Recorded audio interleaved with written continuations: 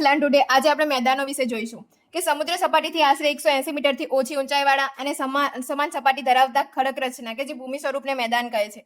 હવે મેદાનો ભૂમિ સ્વરૂપના 41% ભાગમાં આવેલા છે. હવે તેના 3 પ્રકાર પડે છે, તો કે કિનારાના મેદાનો, ઘસારણના મેદાનો અને નિક્ષેપણના મેદાનો. હવે કિનારાના મેદાનો વિશે જોઈએ તો કે સમુદ્ર કિનારાની નજીક જે આવેલા મેદાનો અને કિનારાનું મેદાન કહે કે જે આવા મેદાન ભારતમાં માલાબાર કિનારે અને જાપાનના પૂર્વ કિનારે આવા મેદાનો આવેલા છે. પછી જોઈએ ઘસારણના મેદાનો કે આ મેદાનો રચનામાં ધોવારણ અને ઘસારણ બળો જેવા નદી અને હિમનદી પવન વગેરેથી થાય છે. કે આ ઘસારણના મેદાનને પેની પ્લેન પણ કહે છે કે જે આ જીપીએસસીમાં પૂછાય છે કે દિલ્હીની પશ્ચિમે આવેલા અરવલ્લી પ્રદેશ, પછી પૂર્વ ઇંગ્લેન્ડનું મેદાન, આ બધા તેના ઉદાહરણ છે. પછી જોઈએ નિક્ષેપણના મેદાનો કે નદી પર્વતીય ક્ષેત્રોમાંથી નીકળી કે જ્યારે એ મેદાનમાં પ્રવેશે ત્યારે કાંકરા, ખડક રચના, પછી રેતીના નિક્ષેપણ દ્વારા તટનું જે બનાવે છે તેને પંખાગાર કહે છે. હવે આ ધીમા વેગના કારણે તે બધો કામ તેના મુખ આગળ ઠલવે છે, તેથી તેને મુખ ત્રિકોણનું મેદાન પણ કહે છે. તો કે આ ભારતમાં ગંગા, બ્રહ્મપુત્ર અને ગોદાવરી વગેરે આવેલા છે.